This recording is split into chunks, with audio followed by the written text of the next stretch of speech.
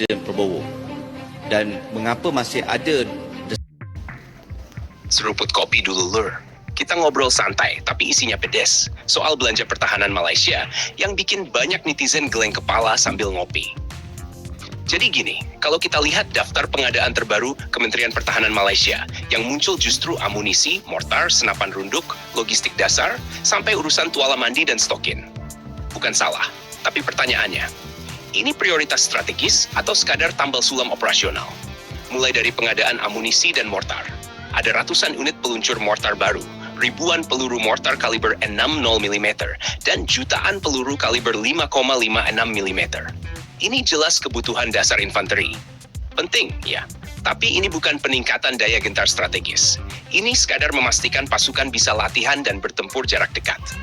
Lalu pembelian senapan runduk Barrett tipe 107. Jumlahnya belasan pucuk, dikirim dari Amerika Serikat, diduga untuk grup gerak khas. Ini senjata kelas berat, kaliber besar, cocok untuk anti-material dan operasi khusus. Tapi lagi-lagi, jumlahnya kecil, dampak strategisnya terbatas. Ini bukan game changer di level nasional. Masuk ke pengadaan oleh tuala mandi dan stokin tentara darat. Jumlahnya ratusan ribu unit. Harganya bikin netizen angkat alis. Satu tuala mandi hampir menyentuh harga jaket taktis kelas menengah. Stokin pun demikian. Memang logistik prajurit itu penting, tapi ketika publik membaca angka-angka ini, yang muncul bukan rasa aman, tapi rasa heran. Kenapa belanja besar justru jatuh ke barang-barang remeh di mata awam? Kemudian ada tender peluru 30 mm untuk kereta perisai Gempita. Ini amunisi kanon otomatis. Bagus, karena Gempita butuh peluru. Tapi jumlahnya terbatas. Tidak ada narasi peningkatan kemampuan tempur lapis baja secara menyeluruh. Tidak ada upgrade sensor, tidak ada integrasi rudal, tidak ada sistem perlindungan aktif. Ada juga pengadaan peranti letupan, ribuan unit. Ini bisa bermacam-macam. Demolition charge, breaching charge, atau alat teknik tempur. Sekali lagi, ini kebutuhan taktis, bukan strategis. Yang bikin alis makin naik adalah pengadaan roket C-90M3 Lau, baik varian hit maupun dua peranan. Totalnya ribuan unit. Ini senjata anti-tank jarak dekat.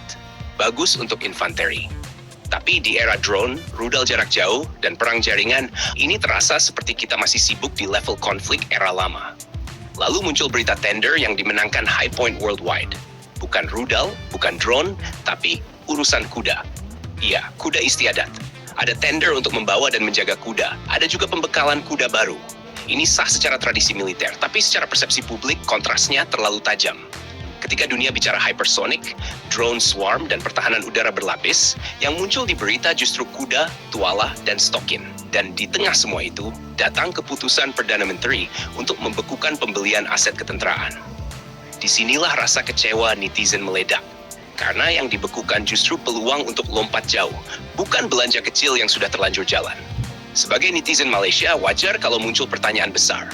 Malaysia ini katanya negara kaya, ekonomi stabil, posisi geografis strategis, Selat Malaka, Laut Cina Selatan, jalur perdagangan dunia. Tapi kenapa belanja pertahanannya seperti orang takut bermimpi besar? Bandingkan dengan negara lain di kawasan. Ada yang beli rudal jelajah supersonik BrahMos. Ada yang mengembangkan dan mengoperasikan rudal anti kapal jarak jauh seperti Atmaca. Singapura membangun pertahanan udara berlapis, dari jarak dekat sampai jarak jauh, terintegrasi radar modern dan jaringan komando canggih. Vietnam punya sistem S-300 dan kapal selam kilo class, senyap, mematikan, dan jelas fungsi strategisnya. Sementara Malaysia, belum terlihat pembelian rudal strategis baru. Belum ada program drone tempur skala besar yang diumumkan terbuka. Belum ada pesawat tempur generasi baru yang benar-benar jelas arahnya. Kapal besar masih samar. Pertahanan udara jarak jauh nyaris tak terdengar.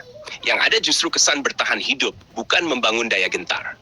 Fokus ke kebutuhan harian pasukan, tapi lupa bahwa deterrence dibangun bukan dari stokin dan tuala, melainkan dari kemampuan yang membuat lawan berpikir dua kali. Ini bukan soal mau perang, ini soal mencegah perang. Negara yang lemah secara militer justru lebih mudah ditekan.